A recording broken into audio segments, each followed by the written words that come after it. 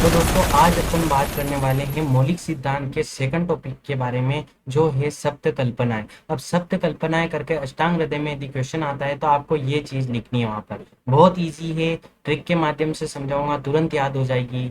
क्या चीज है आइए समझते हैं। सप्त कल्पनाएं क्या है? 7 प्रकार की कल्पनाएं हैं, ठीक है, जिनका वर्णन मूल संहिताओं में नहीं मिलता। मूल संहिता मतलब चरक, सुश्रुत और वाग्भट, लेकिन इनकी टीकाकार हैं। जैसे अरुण दत्त ने इसकी टीका में थोड़ा बहुत बताया है 7 कल्पनाओं के बारे में, ठीक है। तो शास्त्रों गुण विषयों को भली भांति स्पष्ट रूप से समझने के लिए अनेक प्रकार की कल्पनाओं का वर्णन किया गया है।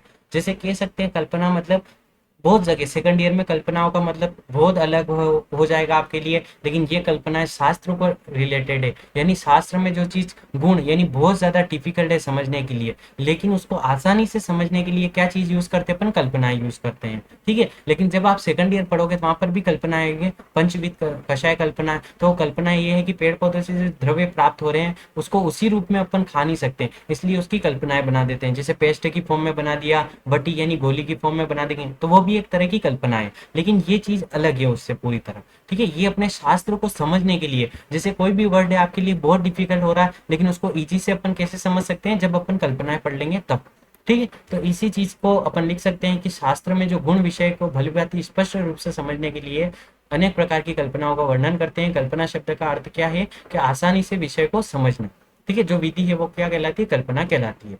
अपन नेक्स्ट बात करें इसी के बारे में, जो कल्पना का वर्णन है वो मूल ग्रंथों में नहीं मिलता है, लेकिन वाग्भट की टीकाकार अरुण दत्त हुए हैं, ठीक है। कौन हुए? वाग्भट के टीकाकार अरुण दत्त ने अपनी टीका में सप्तविध कल्पना का वर्णन किया है, ठीक है। इसी के अनुसार शंकर शर्मा ने जो तंत्र युक्ति ग्रंथ लिखा है उसमें भी कल्पनाओं का वर्णन किया है, लेकिन जो अरुण दत्त की जो सप्तविध कल्पनाएं है उसी में 3 की जगह उसने अलग माना है। किसने? शंकर शर्मा ने, ठीक है, तंत्र युक्ति नामक ग्रंथ में। बस इतना सा ध्यान रखना है, बाकी अपन अलग जो मानी वो नहीं पढ़ेंगे, जो अरुण दत्त ने लिखी है वो ही अपन स्टडी करेंगे, ठीक है। अरुण दत्त ने कौन कौन सी कल्पनाएं मानी है? प्रधान कल्पना, गुण कल्पना, लेश कल्पना, प्रधानेन कल्पना, विद्या कल्पना, भक्ष्य कल्पना, भक्ष्य कल्पना, आज्ञा कल्पना। तो इस 7 प्रकार की कल्पना कौन मानता है? अरुण दत्त मानता है। किसमें मानी है?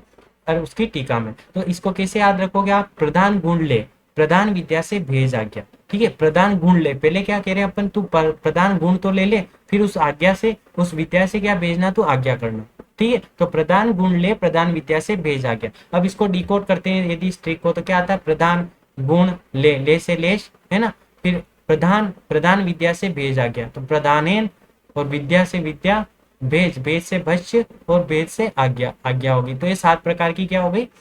कल्पनाएं होगी। ये आपको याद रह जाएगा इस ट्रिक के माध्यम से। अब आपको याद रखना है प्रधान की जगह क्या हो गया? इंकित मान लेता है कौन? तंत्र युक्ति, है ना, तंत्र युक्तिकार। फिर विद्या की जगह क्या मान लेता है? विभव मान लेता है। और भेज यानी भक्ष्य की जगह है वो क्या मान लेता है? भक्त मान लेता है, ठीक है। बस इतना सा ध्यान रखना है, बाकी आपको इनके बारे में ज्यादा नहीं ध्यान रखना है। अब प्रधान गुण लेश प्रधान विद्या भक्ष्य आज्ञा क्या चीज होती है इसके बारे में अपन पढ़ते हैं, ठीक है।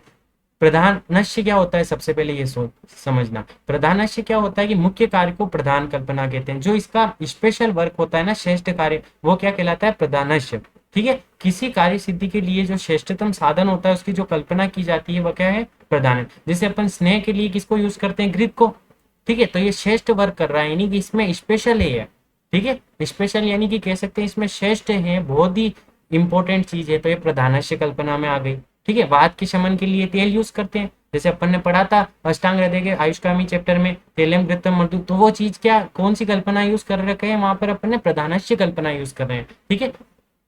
फिर अपन बात करते हैं गुण कल्पना। गुण कल्पना क्या होती है? कि गुण नामक पदार्थों में न होते हुए भी, ठीक है, गुण न होते हुए भी उसको गुण की कल्पना, गुण मान लेते हैं। जैसे कि अपन बात करें किसी को गुण मानकर प्रयुक्त करना, जैसे चिकित्सा के क्षेत्र में चतुष्पाद। अब वो चिकित्सा के चतुष्पाद के गुण है तो वो क्या है? लक्षण है उनके, लेकिन अपन गुण न होते हुए भी उनको गुण मान लेते हैं, ठीक है। विषक द्रव्य उपस्थाता रोगी, ये गुण न होते हुए भी अपन क्या कह रहे हैं? इनको चतुर्गुण बोलते हैं। ये कोई गुण थोड़ी है क्या? ये विषक द्रव्य उपस्थाता रोगी ये गुण है क्या? ये तो व्यक्ति है, लेकिन अपन ने गुण रूप में मान लिया, ठीक है, उस चीज को समझाने के लिए, तो एक गुण कल्पना हो गई, ठीक है।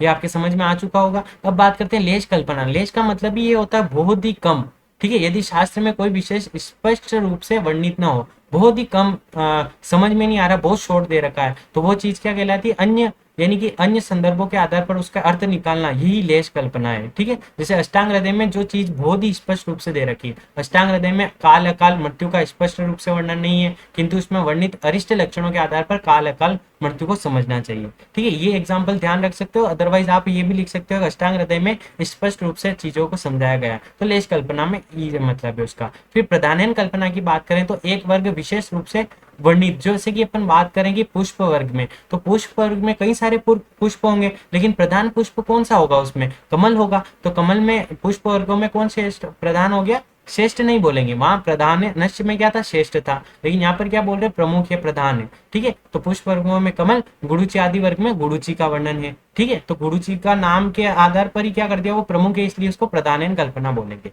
विद्या कल्पना में क्या बोलेंगे अपन यहाँ पर, क्या समझेंगे कि अन्य शास्त्र के विषय को उपयोगिता के आधार पर अपने शास्त्र में उल्लेखित करना, जैसे योगों का मोक्ष प्रवर्धक कर इसकी सिद्धि आयुर्वेद में की गई है। ठीक है, कि अन्य शास्त्र के विषय की उपयोगिता के आधार पर अपने शास्त्र में उल्लेखित करना।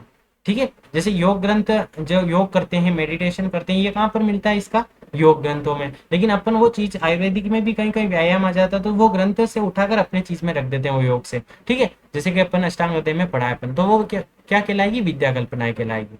ठीक है, अब अपन नेक्स्ट बात करते हैं भक्ष्य कल्पना के बारे में। तो भक्ष्य कल्पना क्या होती है कि किसी खाने वाली वस्तु न होते हुए भी अपन क्या मानते हैं उसको खाने वाली वस्तु, किसी भक्ष्य की विशिष्ट गुण धर्मों का उपदेश करना, जैसे ये कहना कि ये साक्षात अमृत है, जैसे कहते हैं ना आयुर्वेदा अमृतम। ठीक है, तो आयुर्वेद तो क्या है, अमृत थोड़ी है, कोई खाने की वस्तु थोड़ी है, वो तो पालन, उसके नियमों को फॉलो किया जा सकता है ना। तो इसीलिए चिकित्सा शास्त्र अमृतम, यानी आयुर्वेद शास्त्र क्या है, अमृत है। तो किस लिए बोला है यहाँ पर, खाने वाली वस्तु ना होते हुए भी अपन क्या कह रहे हैं, उसको खाने वाली मान रहे हैं, यानी उसके नियम को फॉलो करने वाली। इसीलिए जैसे खाने वाली तो क्या हो गई, हरित की, तो हरित की के लिए कह सकते हैं ये साक्षात अमृत है, क्योंकि इसको खाया जा सकता है। ठीक है, तो ये क्या हो गई, भक्ष्य कल्पना होगी, यानी खाने वाली ना होते हुए भी अपन क्या मान रहे हैं, उसको खाने वाली।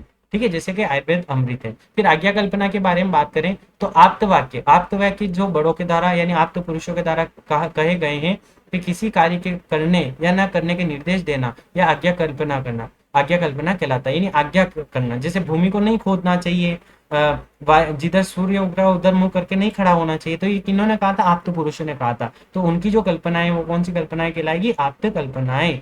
ठीक है, तो ये आपको यहाँ पर सप्त कल्पनाओं के बारे में पूरे अच्छी तरह बताया मैंने। बाकी इसमें अब जो तंत्र युक्तिकार की है वो भी दे रखी है शंकर शर्मा की, लेकिन अपने को मेनली कौन सी ध्यान रखनी है, वाग्भट वाली, यानी वाग्भट यानी अरुण दत्त की टीका वाली ध्यान रखनी है। तो मैंने यहाँ पर क्या ट्रिक बताई है, ध्यान रखना आप, प्रधान गुण ले प्रधान विद्या से भेजा गया। तो दोस्तों आपको ये वीडियो कैसा लगा कमेंट करके जरूर बताना।